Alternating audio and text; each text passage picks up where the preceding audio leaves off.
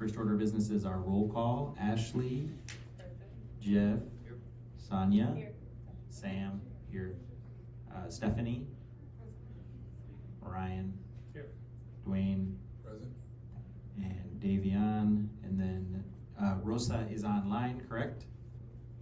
And then other board members are absent, so that would be Fowler, Leslie, Karima, and who else are we missing? That's it.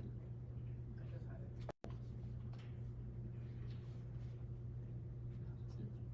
Very good. Oh yeah, that's it. All right, so quorum is established, and so we will move to, I'll entertain a motion to adopt the agenda. So moved. Motion from Jeff, second. All. Second from Stephanie. All in favor say aye. Aye. Thank you. All right, motion for approval of the February 16th, 2023 board meeting minutes. I'll move for approval of the meeting minutes from February 16th. Excellent, thank you, Jeff. Second? Second. Second, thank you, Dwayne. Any changes, corrections? I think some were already sent in, so the corrected ones were sent. Seeing no discussion, all in favor say aye. Aye. Any opposition? None. All right, moving on. Oh, board president report. So I'm the first item on the agenda here. So for my report, one, I wanted to make a comment on the Zone's Black History Month event at the Morris Performing Arts Center. I know several board members were there, and I just wanted to commend, I mean, anybody who had any involvement in the show, especially the students, of course, but faculty, staff, parents that attended, community leaders that were there. It was our inaugural event. If we do one next year, you make sure we get it on your calendar early to be there. It was a fantastic event. I had a great time. It was just fun to see our community and students just celebrate and be in that great theater. So I love that. It was fantastic. We put several videos out. It was in the news. So please check us out on Facebook and places to see the excitement that we had with our students that day. So that was great. I loved being there. Other items, just in terms of general community engagement, I love when I'm at events like that and I get a chance to see our staff, see families, talk to community partners, and I love the just ad hoc, kind of feedback that they provide about what they're seeing in the schools are doing. And so I love that. I put it in the slides here for folks to see. I think folks online get to see that. But I always want to make sure that folks know that I'm available if you want to send me an email.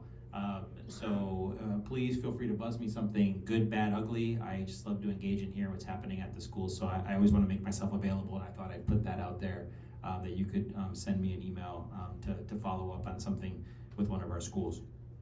The other one to add, I know that the staff have been working really hard for this upcoming event, a mental health fair on May 6th. I think it's going to be at the Century Center, I think, right? Or have they set a place yet? It's going to be at Washington. Oh, okay, great, excellent. And so super excited about that event and seeing continued additional programming around mental health. So I'm glad to see different things happening. I want to thank the board. We've had, the other one I want to thank the board, it was not in my report, but I want to thank the board around our increased engagement over the last month. We started our committee meetings rolling for the year and enjoying those. And so thankful for everybody for, engaging with the board. So with that, that is it for my report. And next we will go to the zone chief, and I think you're starting with recognitions. Good evening, Board President Centeas, members of the board, members of the staff, and families and visitors. Thank you all for being here. So we're going to start with some recognitions. So I will start off by asking Ms. Davidson, our Director of Student Experience, to come to the microphone. We are going to recognize the girls basketball team of Navarre that made it to the finals of the championship game.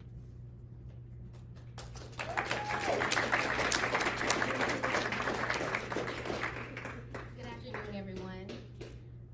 To our zone chief, board members, and guests, it is a pleasure to stand before you, especially for such a great occasion to honor our Navarre girls basketball team.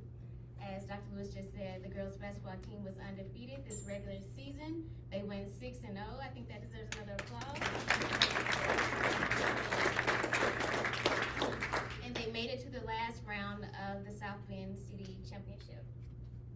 They were under the leadership of Mrs. McCono, Mrs. Leandra McCono, and Mr. Irving Brown. At this moment, we would like to honor each of the girls. I have some certificates and I would need some help from someone over there. Okay, and some little tokens of appreciation for our girls because we are happy for them. We do want to celebrate them for the greatness that they are doing. This is something positive for the Empowerment Zone. So girls, when I call your name, stop by and get your gift and your medal and your certificate from me, and you'll line up right here so everybody can see you. Destiny Perry.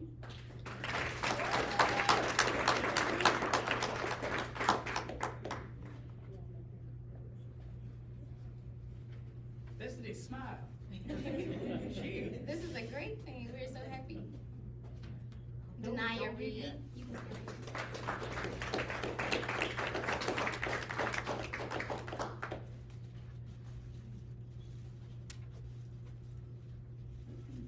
Zakayla Walker.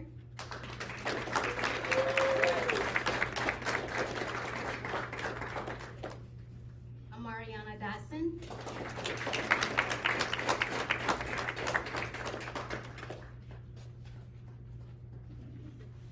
Alea Dillard.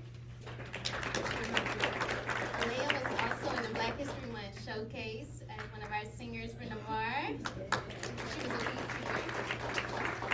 You go ahead, Alea. Sorry. Thank you. Treasure Deering.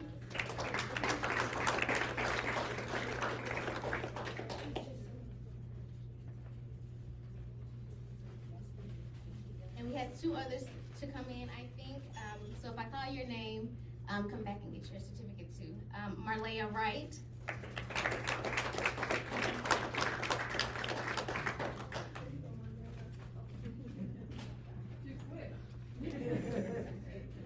Michaela Millette.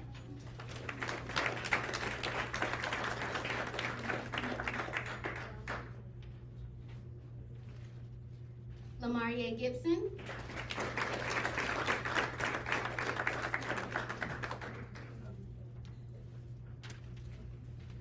And those that are not present with us, we have Tiara Ashford and Regan Lowry. And also we wanted to honor, let's give them a round of applause. We also wanted to honor our coach here tonight, Mrs. Makono. She has a gift over there too with the sparkly gift paper.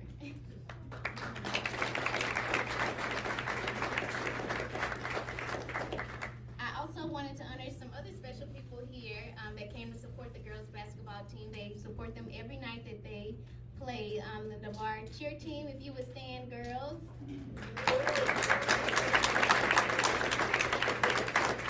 Thank you to the cheer team for coming and supporting the girls once again.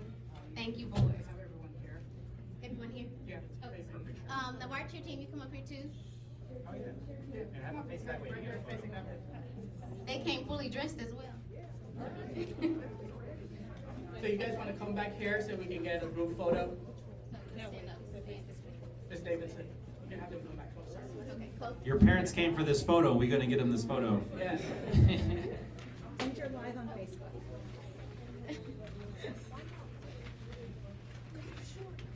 The board wants to stand. Face out.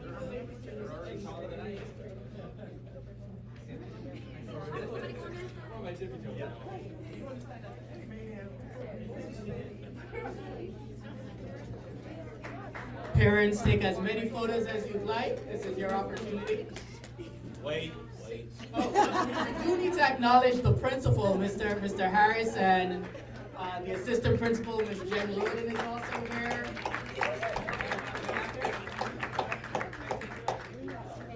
Hide your face. Don't hide your face. Is everyone smiling? Oh, no, go ahead. Go ahead. Oh, okay. Okay, hold on. They always want to cover their face. Don't cover your face. We can't see. I don't know what to look at. Just look straight. You got this on a video?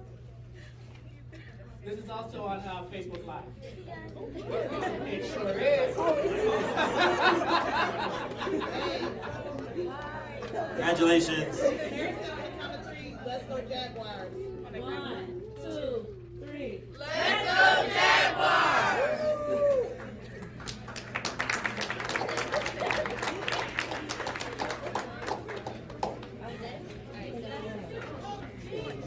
Oh, Well, while they're taking a seat, I want to make sure I thank the parents for the help. For anybody who's been a parent of a middle school athlete, we know how much work it is getting them to practice and making sure they still do their homework. So I appreciate all the parents that are here, and I hope you got plenty of pictures. And I hope to see some of y'all on a state championship basketball team here soon. So South Bend's got a legacy for a state championship team. So keep up the good work. All right, so again, thank you to the Navarre girls basketball team. Well done. We're looking forward to seeing what you will accomplish next year, as Board President Centella said. Thanks to the parents as well. Thanks to the coaching staff at Navarre and the administrators there who support athletics. Parents and students, you are welcome to stay for the remainder of the board meeting. There's also opportunity towards the end of the meeting to give public comments where you can address the board, so we certainly encourage you to stay. But recognize if you need to get home because it's dinner time.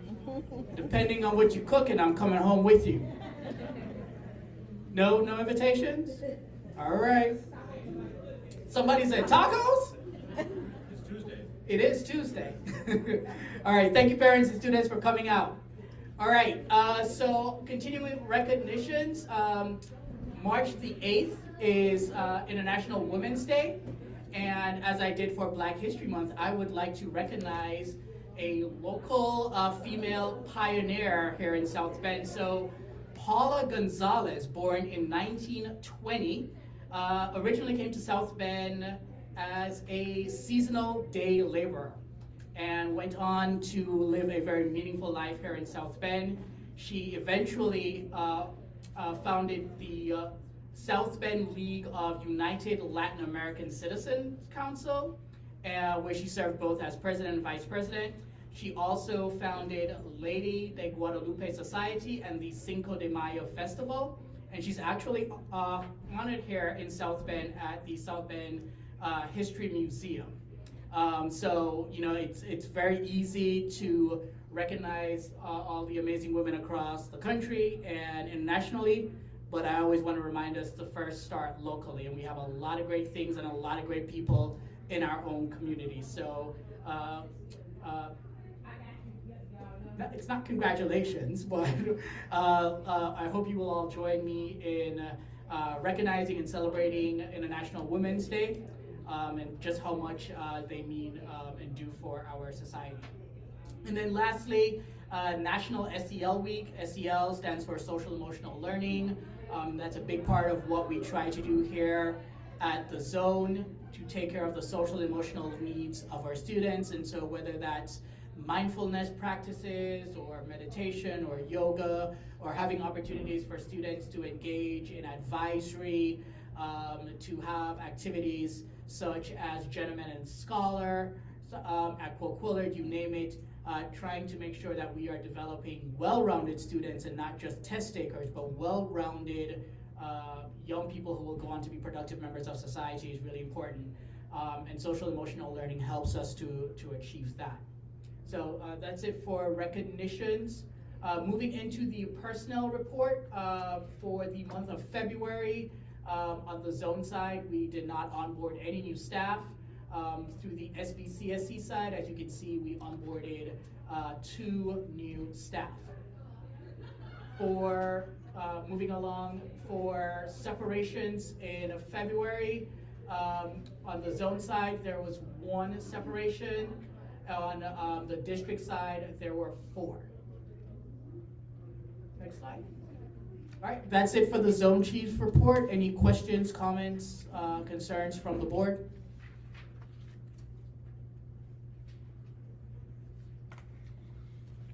So the next on the agenda is the Finance Committee. Or Financial Report.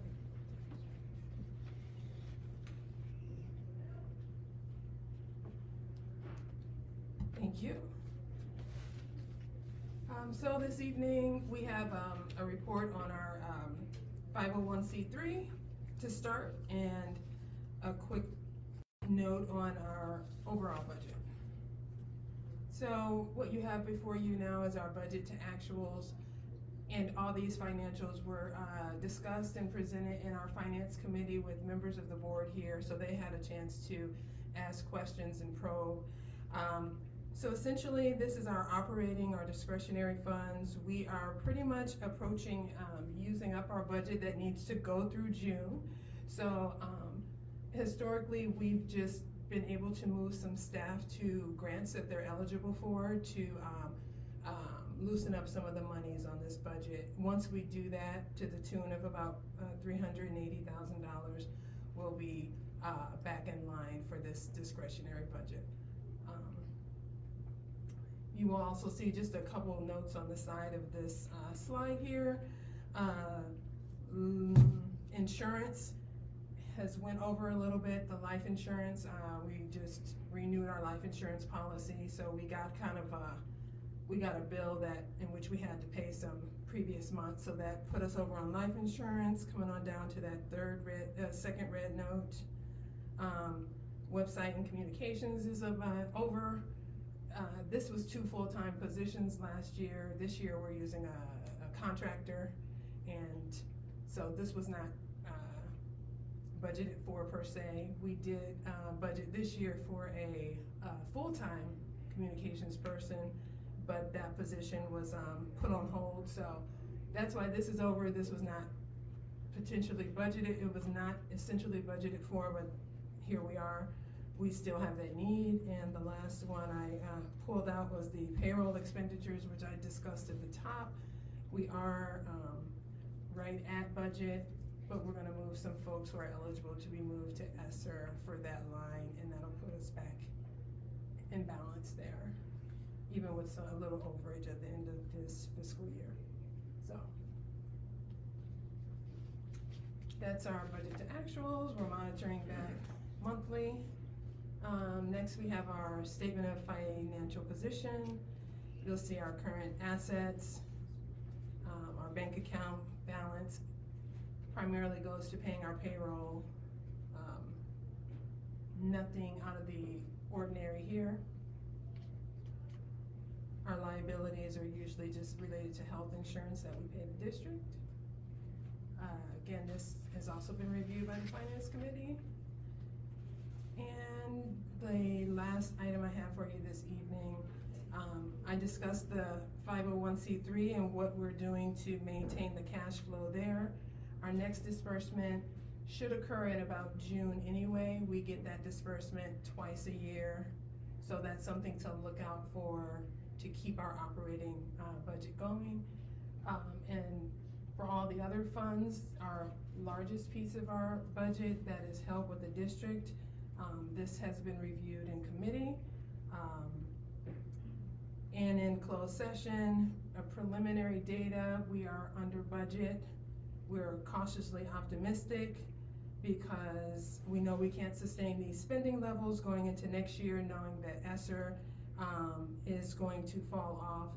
We're also watching transportation bills as those are going over, and we also know that student count data could modulate some of the numbers after that data is reconciled. So just looking ahead, we're looking at having the 23-24 budget for presentation next month, whether in closed or open session.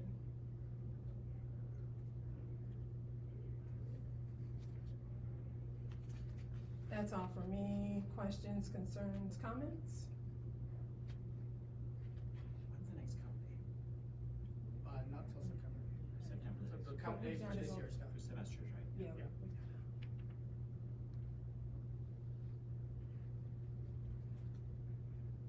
questions? I'll move we accept the financial report. Thank you. Second. Second from Brian, thank you. Any other discussion or questions? All in favor to accept the financial report, say aye. Aye. All opposed, say aye. Hearing none, that passes, thank you, or yay. No one said it. Okay, so next up on so now we're at our focus reports, and first will be promotion in doubt update. Good evening. So in front of you, you have a chart that lets you know where we are in regards to promotion and doubt. And so here in this table, we have all of our elementary schools listed at the top of the chart, above that first darker green line. And so as you can read across, it lists the number of PID students at each elementary school. It reads the total number of students in grade levels K2 for each school, the total number of those students recommended for promotion and doubt in grades 3 through 5.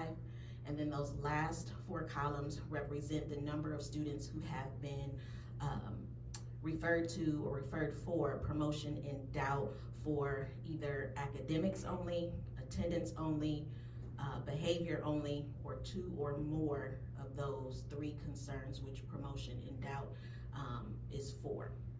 And if you notice, 0 students in our elementary schools have been recommended for promotion and doubt due to behavior only.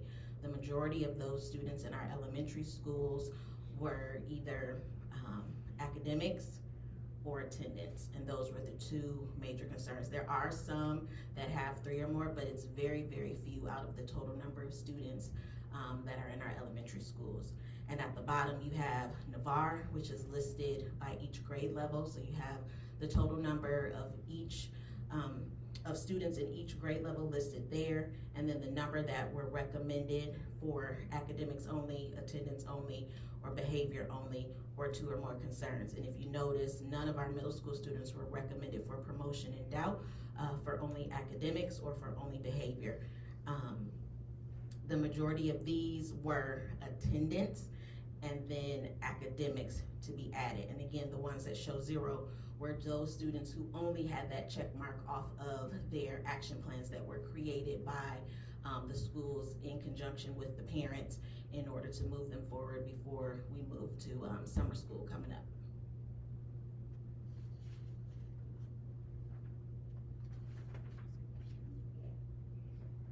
Any questions from the board on this?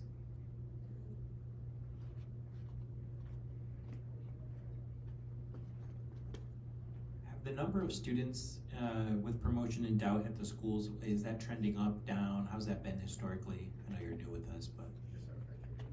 Yeah, so we've not tracked this before, right? So we don't have a benchmark from previous. No, Okay. this is No. new. So historically, we've just kind of promoted students. This is the first time that we are taking a pause to say, hey, you know, some students are not yet ready to move to the next grade. And you know, initially when I introduced promotion and doubt, some folks laughed at it and some folks thought I was crazy. What are you talking about? We just promote kids. And I said no. So again, the way we think about promotion and doubt is that this is an intervention. So we identified students after the middle of year iReady results, as well as just other mid-year data.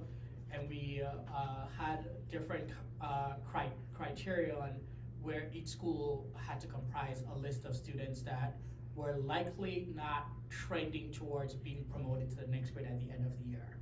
And that list got dwindled down to the numbers that you see here. The next step in the process is for the teachers and admin to meet with the parents and say, hey, you know, your child is not on track to being promoted to the next grade at the end of the year. Let's create an action plan that your child can work on through the remainder of the year to get back on track so that you can get promoted. And so that looks different based on whether or not they're promotion and doubt for behavior, attendance, or academics. So if you're a student and in January you have 50 absences, which is a real thing, right? We would not expect coming out of that promotion and doubt conversation that starting the next day because this meeting has happened, that suddenly the student's gonna come to school every day. But that action plan could we make a commitment that you're gonna start coming to school twice a week? And then once we achieve that, now can you come 3 days a week, right? For behavior, you know, we have students that have issues with anger management and how they react to situations. And we have some students, when they do get angry, you know, they throw a chair across the classroom. That's dangerous, right? Coming out of an action planning around behavior, we would not expect the parent and the student starting the next day to be an angel. We don't expect that. But coming out of the promotion and doubt, what we would want to have the students do as a goal is, when you get angry, be able to articulate that you are angry, and then be able to work on self-regulation. For academics, right? Student is 3 grade levels below, the action plan would be, let's move from the lowest tier to the next tier. So what we try to do is create action plans that when students and parents walk out of those promotion and doubt conversations, they don't walk out feeling defeated and that it's a done deal, and that they're automatically gonna get retained. We want them to walk away, being a collaborator in what the goals of that action plan would be, but feel like the things in the action plan are achievable, right, by the time we get to the end of May. We get to the end of May and students go through their action plan, successfully making enough progress, they're now eligible to be promoted to the next grade. If they've not made enough progress, then they are required to come to summer school, and that will be 3 weeks. And summer school will look different whether you are there for academics, behavior, or attendance. If you're in promotion and doubt because of academics, summer school for you is going to be fully about academics. If you're in promotion and doubt because of behavior, then summer school for you is going to be 50% academics, 50% working on social emotional education. So sessions with the social worker and the counselor, learning self-regulation, team building, things of that nature. If you're promotion in doubt because of attendance, 50% of summer school would be academics, the other 50% would be building executive functioning skills and getting students invested in coming to school. So we know a big part of attendance has to do with time management, organizational skills, so we'd be working on building their executive functioning skills. So summer school will look very different based on why you are promotion in doubt. If they successfully complete summer school, they're now eligible to be promoted. If they don't successfully complete summer school, they will be retained in that grade. And then the only way to overturn that would be for the parent to formally request an appeal for retention, which would then require the principal to put together an appeal committee, which will consist of the principal, the teacher, anyone that touches the student in the building, and the parent. They will look at all the data. Parents will make the case why they want the retention to be overturned, and it must be a unanimous vote. If it's a unanimous vote, the student is not promoted to the next grade. He or she is placed to the next grade with an action plan for the full first quarter, right? So, because again, we've gone through all of these. At this point, we now recognize that the student is really not prepared to move to the next grade, but a decision was made to overturn it. We're gonna allow you to go to the next grade, but we're not just gonna say, here, go off. We know you're not prepared, so here's an action plan that will involve check-ins and things of that nature. So again, think about it as an intervention. It's not to be seen as punitive, it's early intervention. We started this process in January to give students the rest of the full semester to get back on track so that they can be promoted to the next grade, because I will not just automatically rubber stamp everyone getting promoted when we know they're not ready. That's how we get to, at Navarre at the beginning of the year, 73% of students being 3 grade levels or more below, because we just continue this cycle of automatically promoting students. So that's the full process for promotion and doubt. Any other questions or comments from the board? Yeah, one question. I apologize if I missed this. Looking at the 4 primary schools, are the measurements consistent across the schools? Because I just noticed obviously Harrison jumps out a little bit compared to the other 3. So is it consistently measured, or is there any judgment at all? There is some building level principal judgment.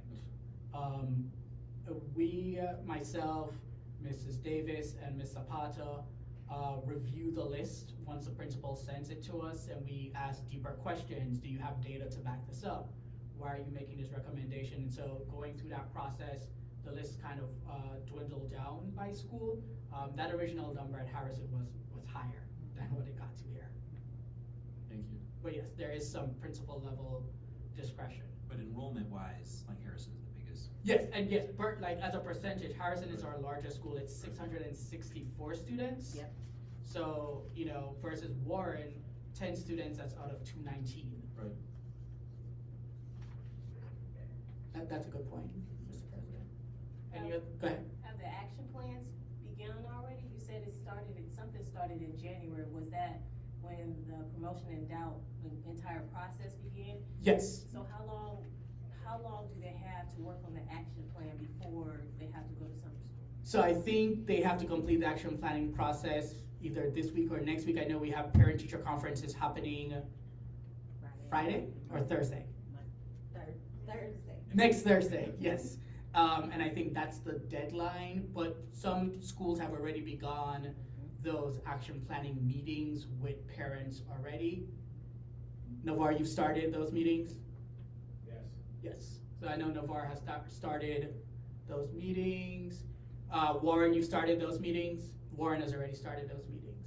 So we've given like a timeline by when they should complete each step in the process. And I believe by the end of next week, I think it's the 28th actually, if my memory's serving, those action planning conferences with parents need to be completed. So that's the conferences. What about the the steps that they have to complete? So once the planning is done, and then they have action steps that they need to complete, how much time will they have 30 days? No, until the end of May. Okay. So we're in giving- March right now. Yeah. So that's why I was asking, like, how much time do they have to turn around attendance or turn around their Yeah, grades? until the end of May. But we don't know when that begins. It just depends on Once when the the- action plan is done. Yeah, so once the action planning meeting is held, we expect that the actions in that plan will begin to take place the very next day. So it's not, we have this and then, all right, we're gonna be on hold and then start April 1st. It's, once your meeting is done, you're being held accountable to it. Will there be intermittent check-ins? Yes, there will be intermittent check-ins, so we want the action plans over time based on those intermittent check-ins and data checkpoints to increase as well. So like I stated, for students with like attendance, right? The starting point might be, can you just come to school 2 days a week, right? We see that you're meeting that goal at a checkpoint, now let's increase that to 3 days a week. So there will be intermittent check-ins as a part of the process. Great questions. Any other questions? All right, thank you very much. We'll move on to the next balanced calendar update.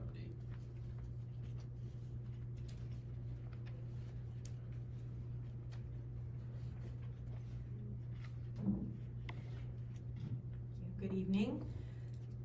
We're going to give you an update on the balanced calendar since we spoke about it last month at our last meeting. We have moved quite a bit in terms of stakeholder engagement and the plans that we've had since we've last met. We have completed, as you can see, many different steps in terms of meetings and interactions with different stakeholders internally and externally, including all staff meetings with each of the schools' staff. We have completed at each of the schools a parent town hall. We have a virtual town hall coming up later on this month. We have also had the opportunity to meet, in addition to the town halls, to meet with different SBCSE stakeholders and departments to get an idea from their lens, any questions they might have and any feedback, different vendors, etc. And we have been engaging through social media to ensure we have the most involvement that we can have at our town halls and our community sessions. We'll speak to that in the next slide. So a high-level overview of where we are in terms of balanced calendar and some of that stakeholder engagement, where it has taken us. We have had not so much involvement in person, but our live stream involvement has been, and is highlighted in the table, has been pretty high across all of the town halls that we've had starting February 23rd through our last one, which was March 9th. You can see the number of views that we've had, as well as the number of comments. That's an aggregate number of comments. Sometimes there are a few people that are actually commenting several times, so it's not a per person type of comment, but the total number of comments are presented there. So what we're seeing is that we have a large audience in our live stream, and they're viewing, not necessarily all of them engaging in commenting. We are encouraging families to complete the parent survey so that we can have a robust collection of data in terms of their informed thoughts and perceptions about balanced calendar after one of the sessions or watching one of the recorded live stream town halls that we've had.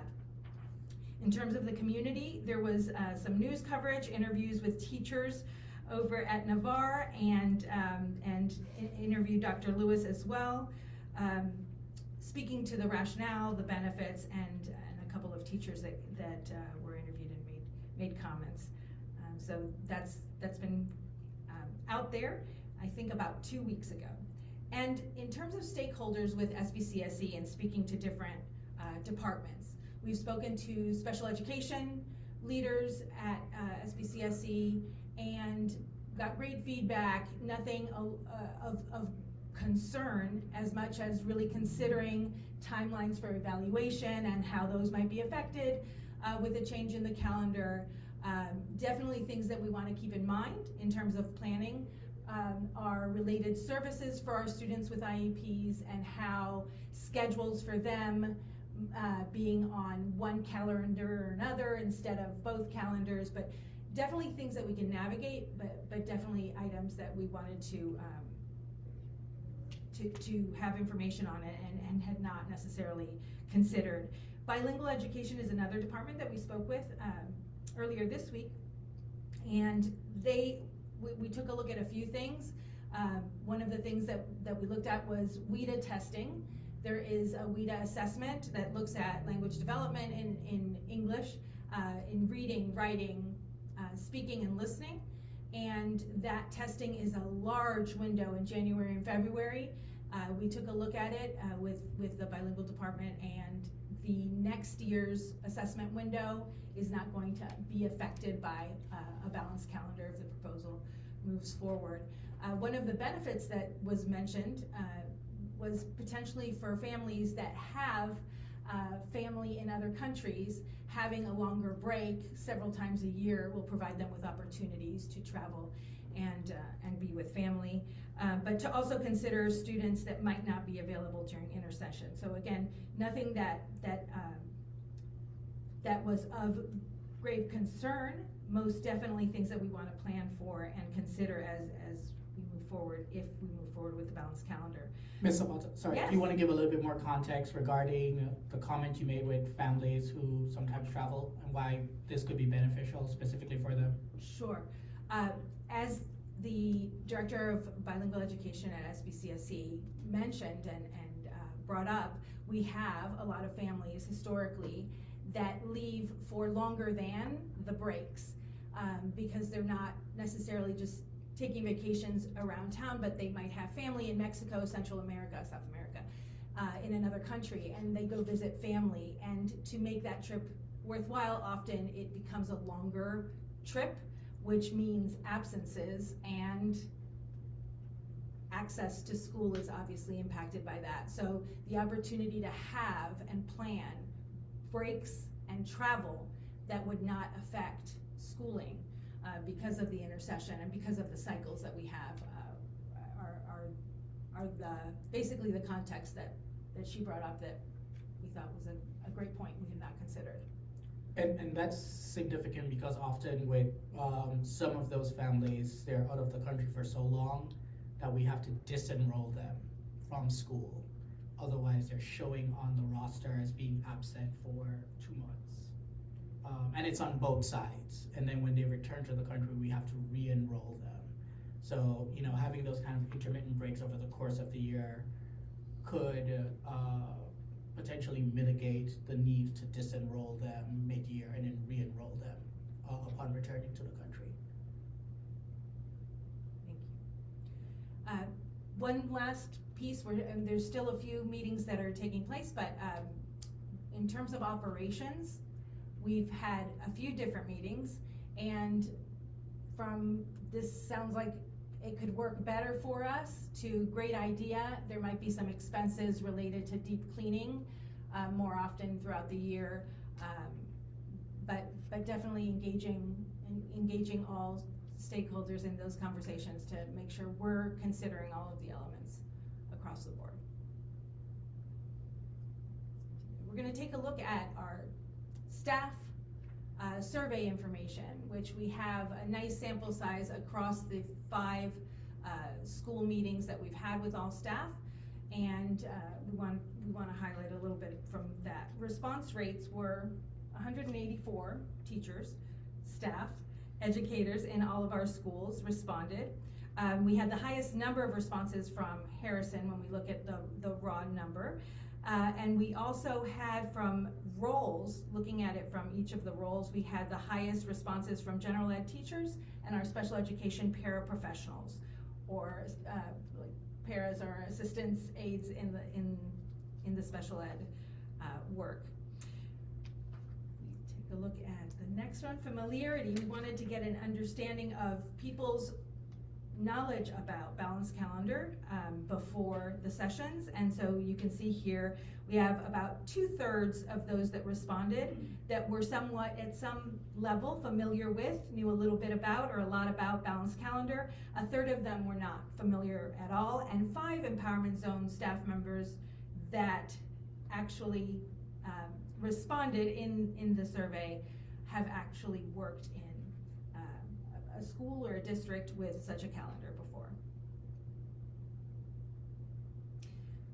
We asked a few questions. It was a brief survey, but we asked a few questions related to what excites them or is a positive aspect that they consider after having heard a little bit more about what we're proposing.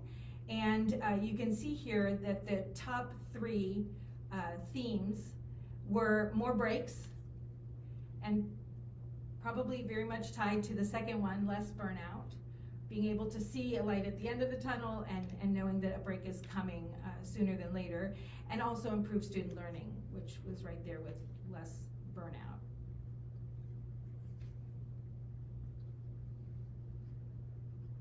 Concerns by theme. We also wanted to take a look at what are the main concerns that are coming up with our staff when it comes to the idea of a balanced calendar and the proposal that we're making. The first one was logistics and childcare, really trying to think about and navigate those pieces as they're introduced to this proposal. Pay, although we've talked about the redistribution of the school and work days, pay came up as a potential concern, and loss or shortened summer. Those were the top 3 concerns, and you can see in terms of quantity of how often they came up a lot more than the next few common themes.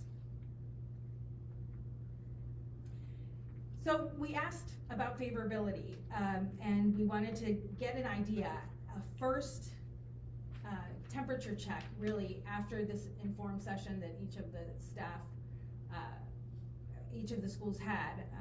We wanted to see what they thought about engaging in or moving to a balanced calendar. 71% of staff are in favor somewhere along the continuum, with 28% of staff very much in favor, 43% either somewhat or mostly in favor, kind of aggregating those two, and about 29% of our staff are not at all in favor of implementing a balanced calendar. We're going to be speaking in just a moment about intent to return data and information, but I wanted to we wanted to highlight the favorability in the context, favorability of the balanced calendar in the context of intent to return. Out of 301 staff members in the zone that completed the intent to return survey, 7 of them mentioned balanced calendar as being something that might not bring them back. So 2.3% of the intent to return respondents did mention balanced calendar.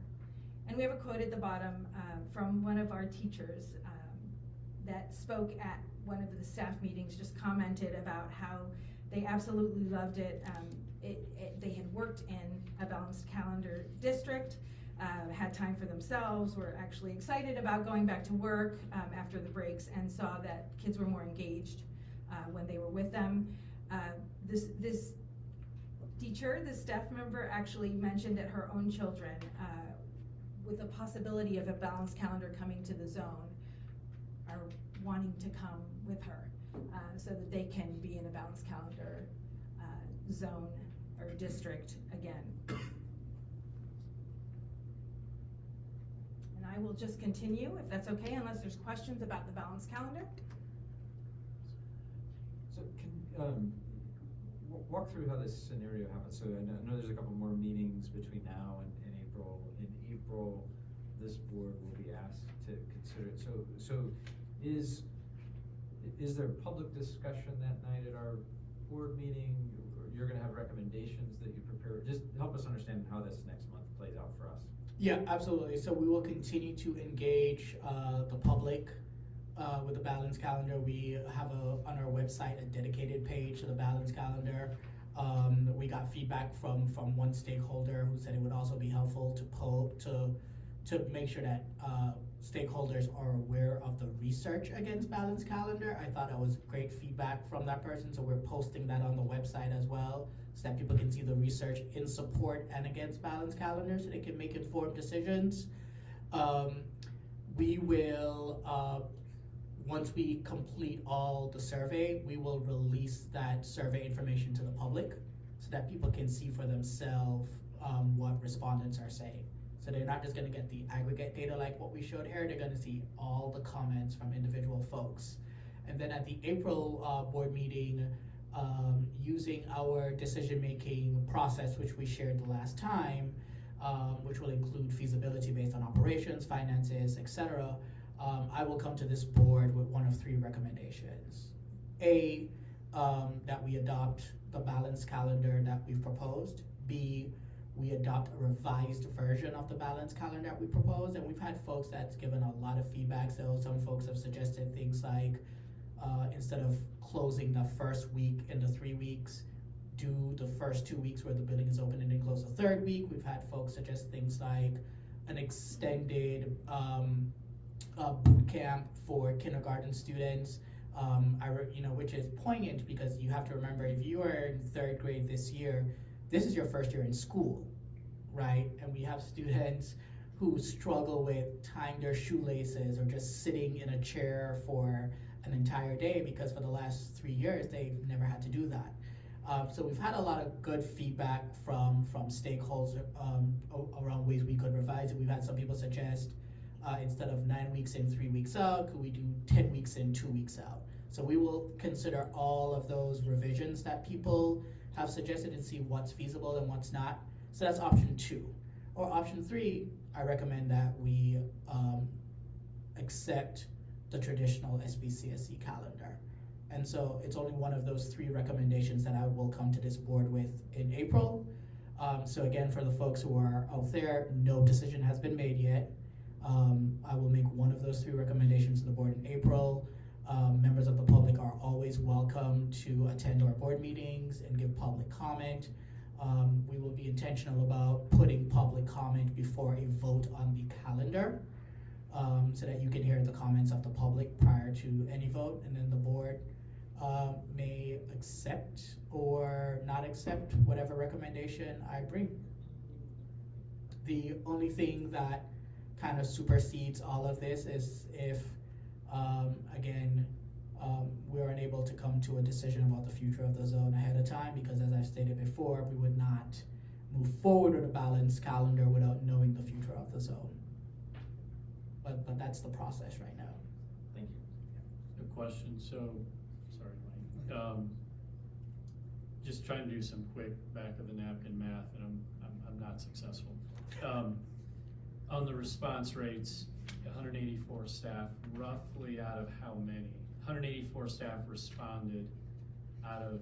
We have about, altogether, about 420 staff, so it's about 44%. Okay, that helps, thank you. So, If I can Yep. add one piece to that, we didn't have attendance for the meetings, and it was something that we had hoped to provide as an after meeting, informed meeting survey. So we don't have the exact percentage from the attendance at the meetings, but we have the overall. That was my. generally speaking, I feel better with a higher response rate. That's somewhere in the 30% range or so. And the survey is not closed, so, you know, we continue to encourage folks, to take the survey. Sorry, a few items, on the familiarity by school, I would be curious, and we may not have the data right now, and that's okay, but I would be curious to hear from the 27% or the 51 respondees who are very familiar with the concept. And, you know, you mentioned the research, that would be helpful, but the pros and the cons from that group that's very familiar with it, I would be curious to hear from them.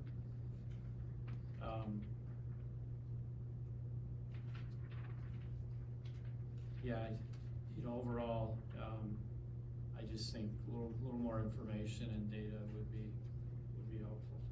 Yep, we will definitely get that done, before the next board meeting.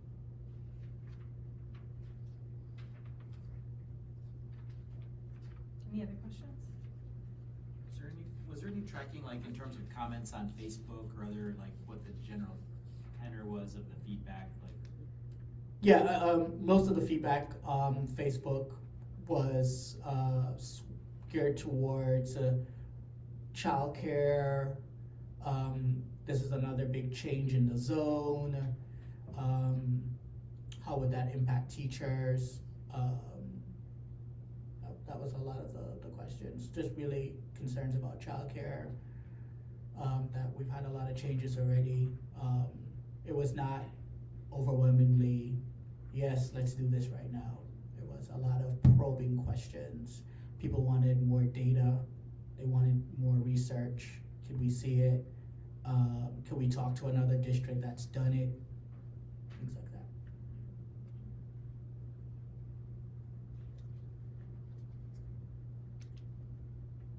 We'll go into another set of data now on the staff's intent to return survey. And we have the response rates here, and you can see the comparison between last year's responses considering intent to return for this school year 22-23 and this spring's responses considering return for 23-24, the next school year.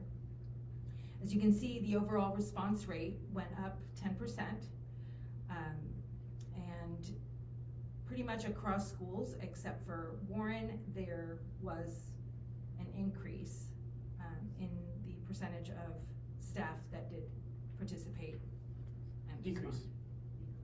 Decrease. Increase, except for Warren where there was a Yes. decrease. So the pattern is across 4 of the 5 schools, similar to the aggregate, which is a significant increase in respondents.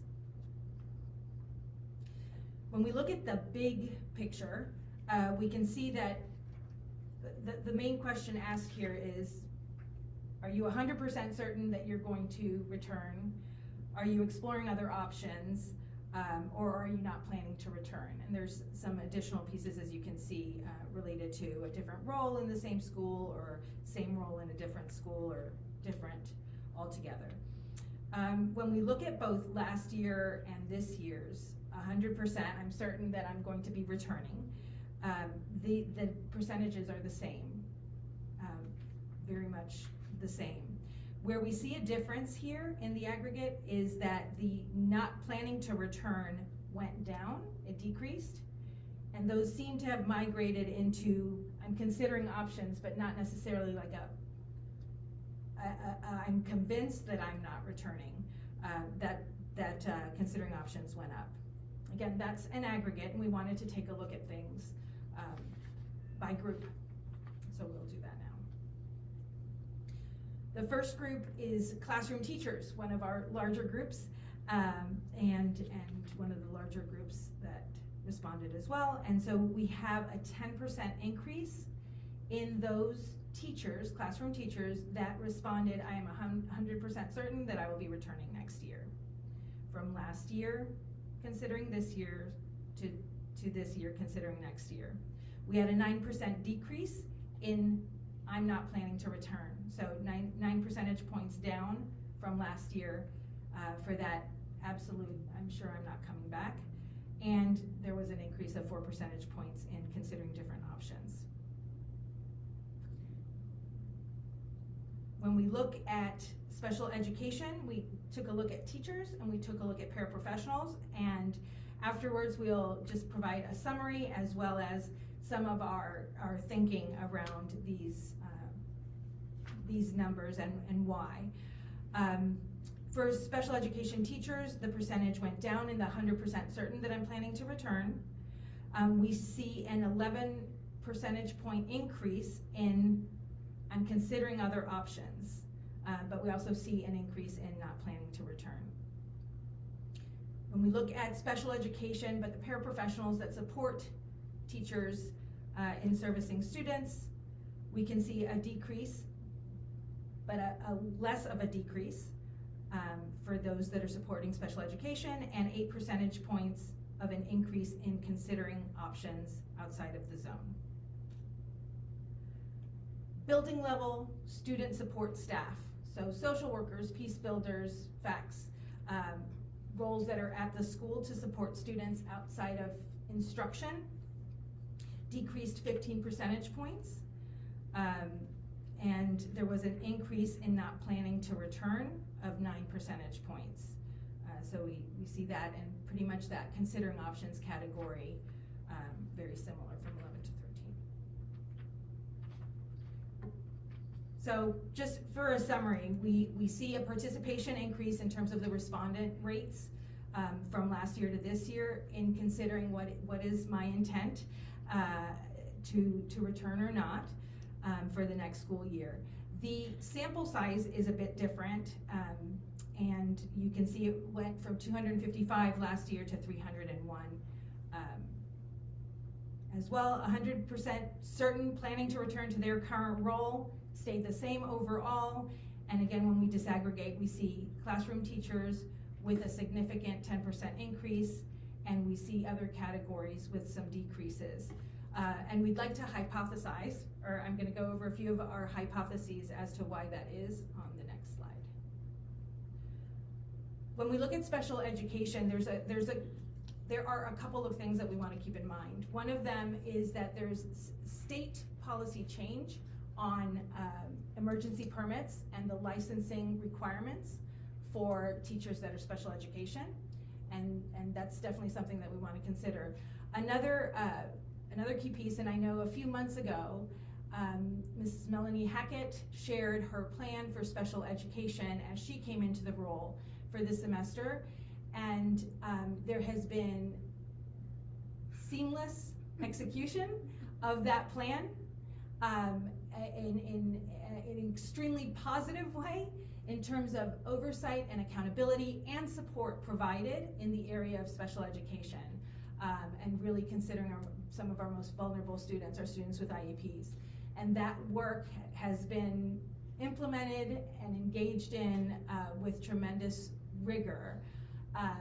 And that, we hypothesize, added accountability and oversight could be potentially a factor for some people. But the work has just been incredibly strong in that area. When we look at building level support staff, again, these are hypotheses, trying to pull some information related to what might have happened to make to reflect itself in the data in the decreases for certainty of returning next year. There had been a survey with some information collected, and one of the comments, for example, I hope we can finally focus on facilitating academic success with our children. We were run by social workers who didn't know teaching and learning. Social workers do a great job of supporting what they support. It's very different from the instructional area, and this might be related to some of the decreases we see in confidence of returning or certainty in returning in a particular group that maybe had a different level of focus in previous years.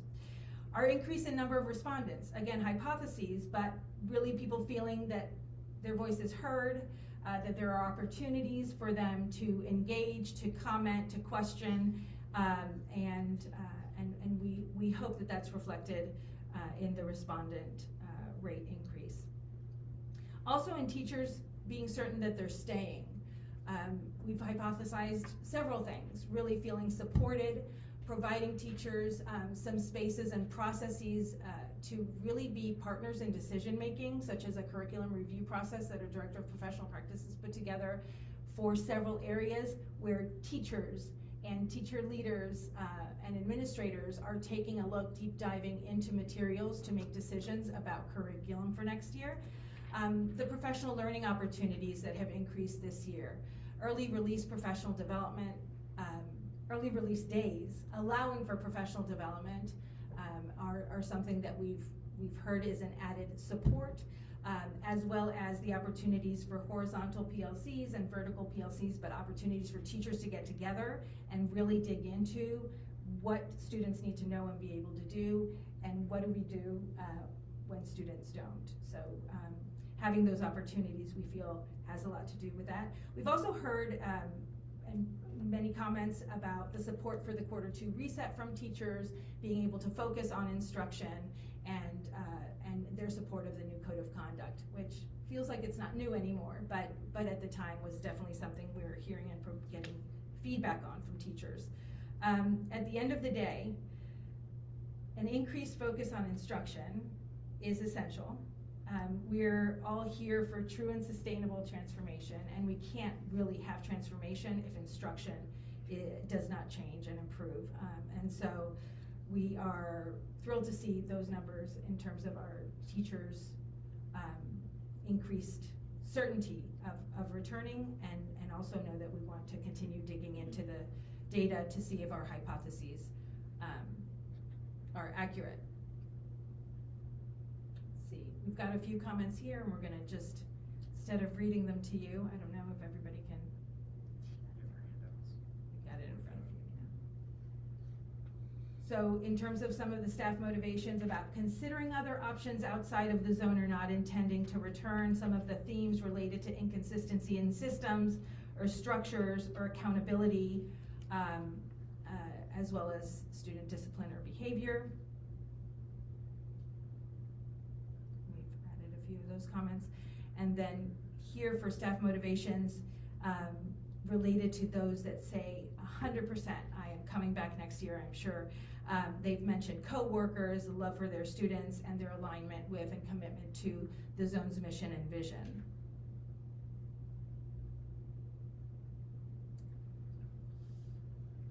Also, board members, we do have Mrs. Hackett here if you want to kind of dig more into when we talk about increased accountability and oversight in special education and how that's impacting how the SBED folks feel. She's happy to answer any questions or share more about that. Or if there's just other questions around, you know, we've looked at the data and kind of we were happy to see that instructional folks want to come back. We recognize that it is a gap that non-instructional folks don't feel as positive, but you know, that quote that says, you know, I hope we can focus on instruction, the zone used to be run by social workers, it's a real thing. We do want to have balance still, right? So it's not one thing at the expense of the others. The social emotional support, the work that the support staff provide to our students is important, but it should not come at the expense of making sure that kids can read and add and multiply and divide. So we are very happy to see that instructional folks want to return more than they did last year. We'll just have to figure out how we can better support or support staff and special education teachers. But as I shared with you when we made a number of changes over the winter, special education is federal law. There's no room for interpretation. You either follow it or you don't. And moving Mrs. Hackett into that role is probably top 5, one of the best decisions I've made since I've been here.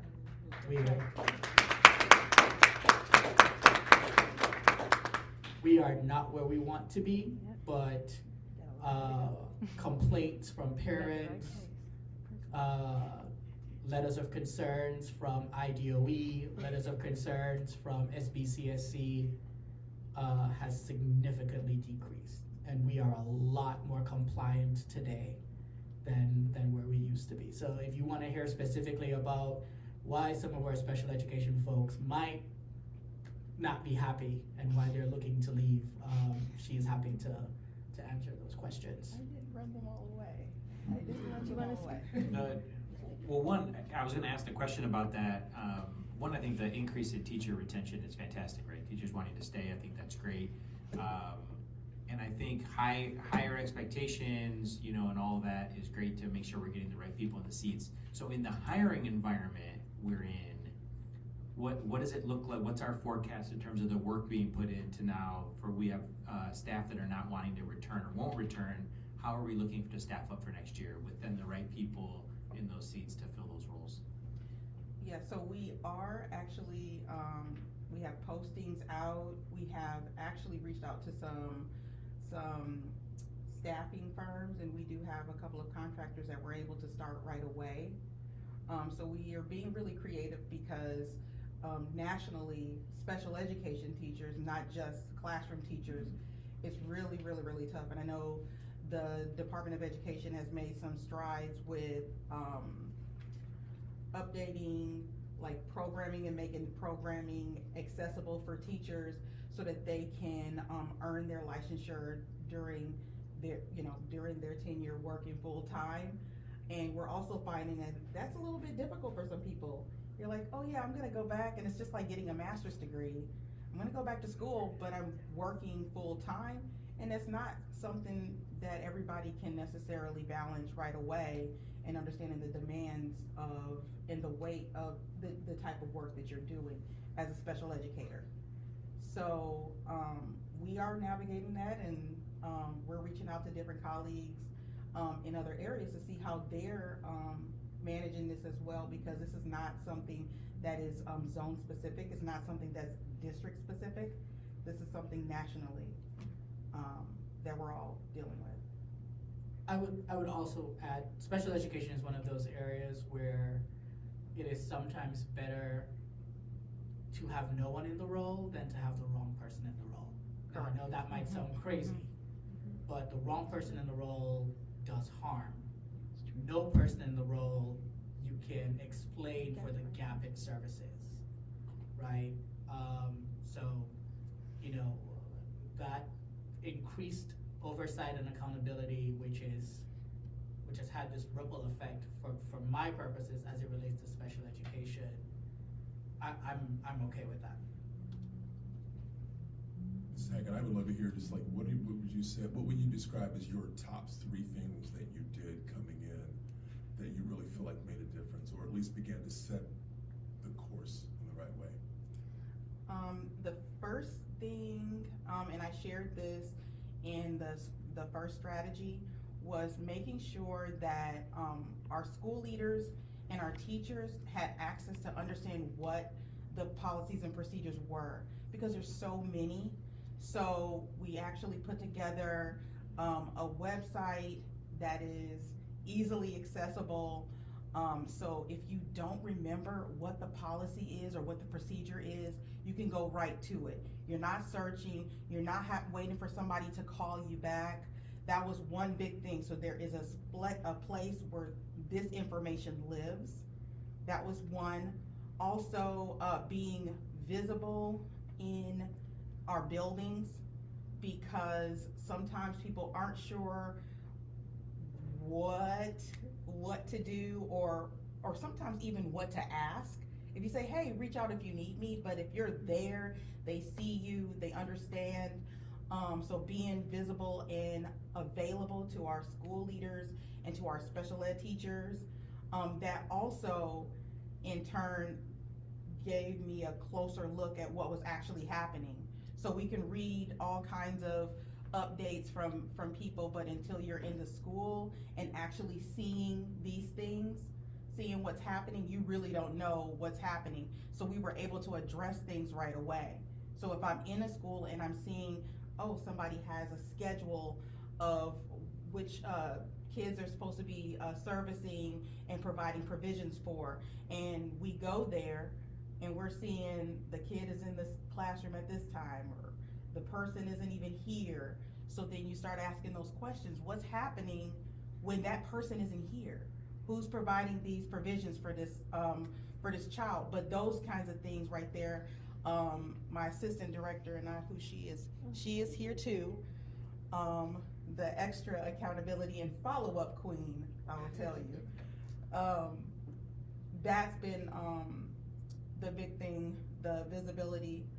I would say the third thing is doing an audit of what is supposed to be happening, like even month to month with special ed compliance procedures.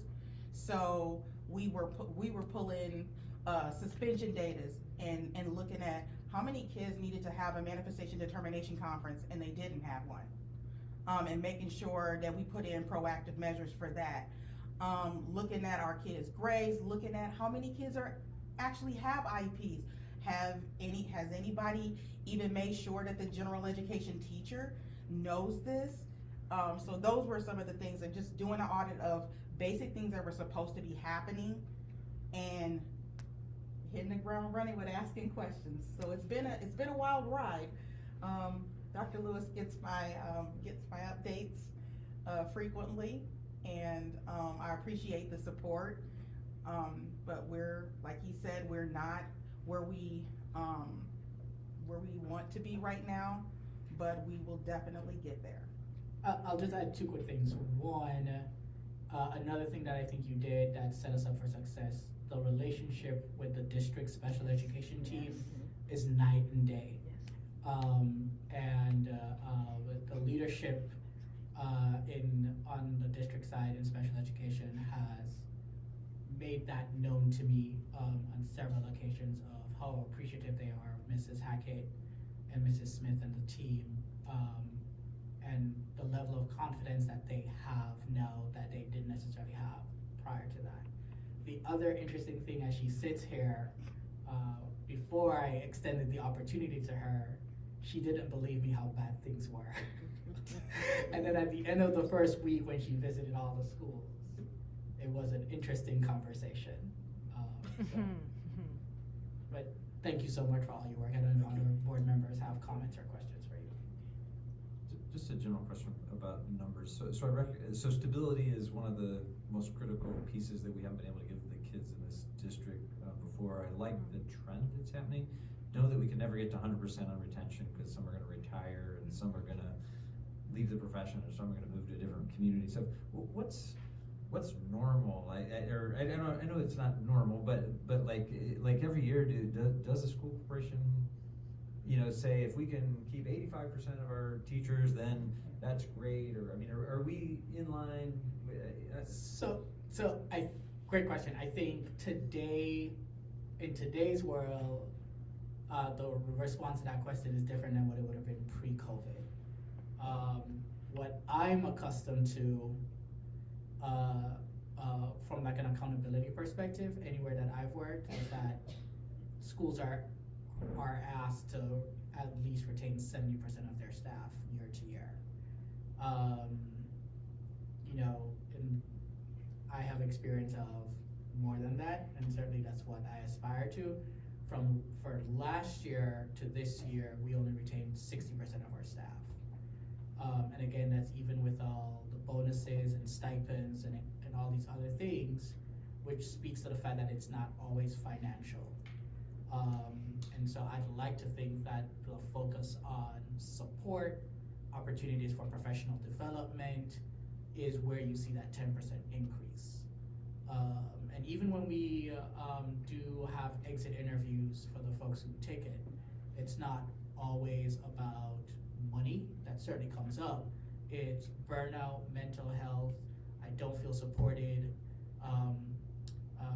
my manager, the culture of the building is toxic. All of those things have been my priority, kind of resetting the culture of the organization, trying to change adult behavior, which is harder than changing children behavior, right? And as I think I've often say, adults are just children in big bodies and set in their ways. But trying to have adults move from, this is why we need to do this, and it's well, we've always done it this way. Well, you've always done it this way doesn't mean that it's right or that it's good for kids. That's challenging, and some people adjust. Some people kind of quietly leave. Some people undermine and sabotage, by rebelling. And some people, we just say, we need you to leave.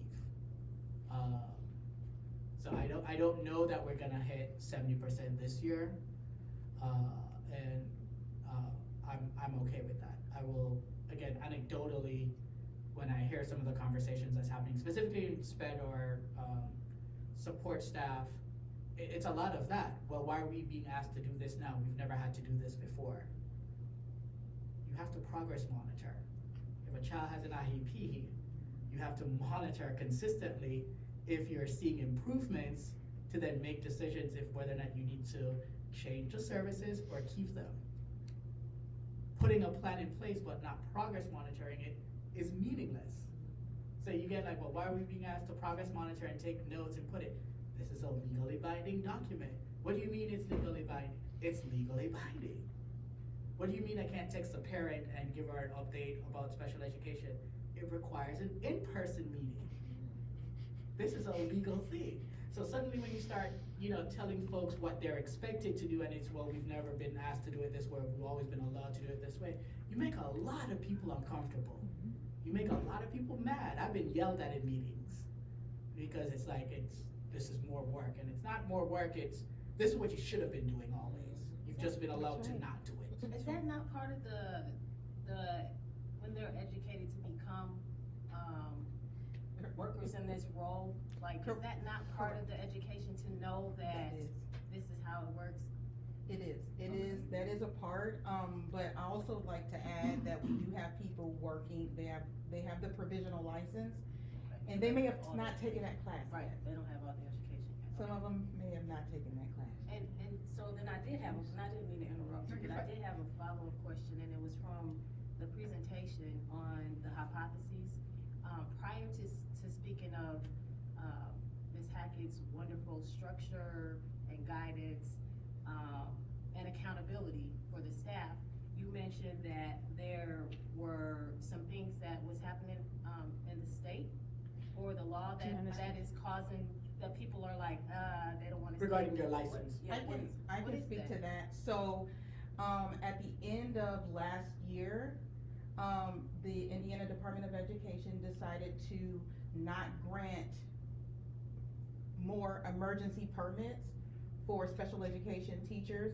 You had to be enrolled in a program in order to be allowed a provisional license.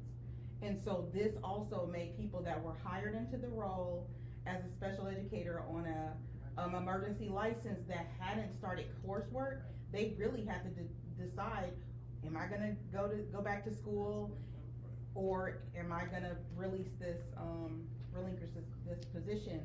And they really drew the line in the sand as of, I think, June 30th, when the contracts were over. You had to prove that you were enrolled in a program in order to continue to have a provisional license. So that also changed the staffing of not just the empowerment zone, but the district and the state. So that's something.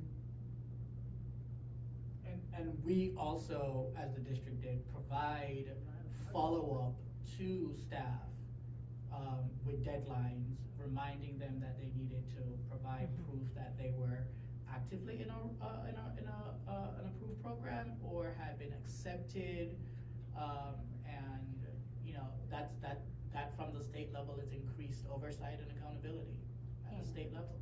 The other part with that, they are consistently following up.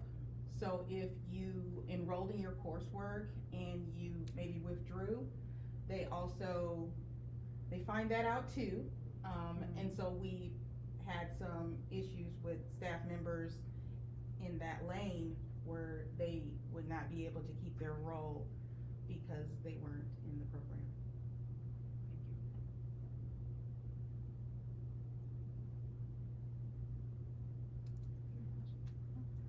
other questions? Excellent, thank you very much.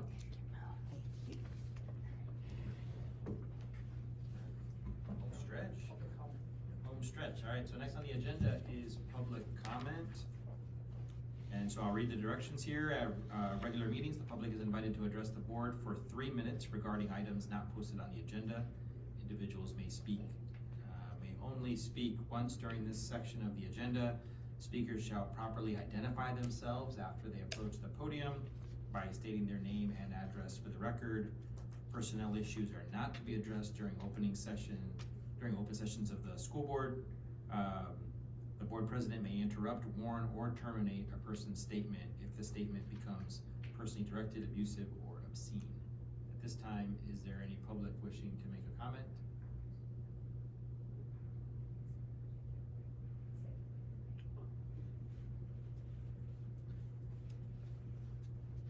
Hello, my name is Tiffany Trevette, and I am a school zone parent.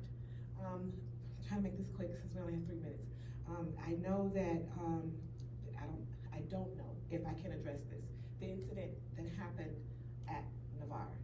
Okay, so I'm wondering, is there a plan for the school court and the zone to come together to make some kind of provisions for things like this happening?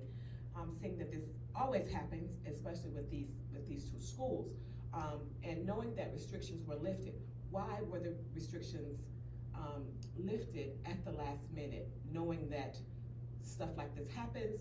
There should have been more people from Dickinson, as well as more staff from Navarre. There should have been some kind of provision knowing that this kind of thing was going to happen. Even though it didn't strike out with our kids or our students, why weren't there measures, preventative measures put in place for this, so this wouldn't happen? It's not my only concern, but I only have 3 minutes, so address the biggest concern. Thank you. Thank you for sharing comments, and we don't respond back to questions, but we'd be happy to follow up after the meeting. Absolutely. Yep. Anybody else wishing to make a public comment? Seeing none, I will move on. Next is board communication on, or other discussion and action items, anything from the board? I know we've got some upcoming committee meetings scheduled, so I wanted to, once again, like I mentioned earlier, thank board members for your time on that, and watch your calendars for additional invites for meetings. Any other board communication stuff? Reminders? So I wonder, I think we are contemplating moving our April board meeting from our normally scheduled date. Should we take action tonight to approve that new date? I think right now Ms. Tao, if you want to come address the board. Did we find it? Yeah, especially so we can put it on the record what the new date is. Yes. Yes, so our new date will be April 24th, which was, I think the date was favorable for everyone and where we could secure quorum. So that is Monday, and it will be posted on our website as the updated date and on everybody's calendars. Yep. So how about if I move that we move the April board meeting to the new date, Monday, April 24th? Excellent, thank you. Anybody second? So it'll be April 24th, it's a Monday, we'll do the exact same time, so 4:30 exec session, 6 o'clock, public board meeting. I'll second. Second, thank you, Ashley. Any discussion? And I appreciate everybody for jumping on the doodle polls and responding so that we can find an alternative date for our meeting. Any discussion on that? Seeing none, I'll entertain a motion to approve the moving the board meeting. So you have a motion second, just need a vote. Yeah, that's what I'm saying. Yeah. Oh, okay, so I'll, yeah, that's right. So I'll take a vote. All in favor, say aye. Aye. Any opposition? Hearing none, our board meeting will be officially moved to April 24th, and we'll make those changes on postings and on our website. Any other board communication action items? All right, seeing none, then I will thank everybody for your time tonight. Thank you everybody for being here, and I will entertain a motion to adjourn at 7:37. So moved. Excellent. Thank you. All in favor? Aye. Aye. Thank you.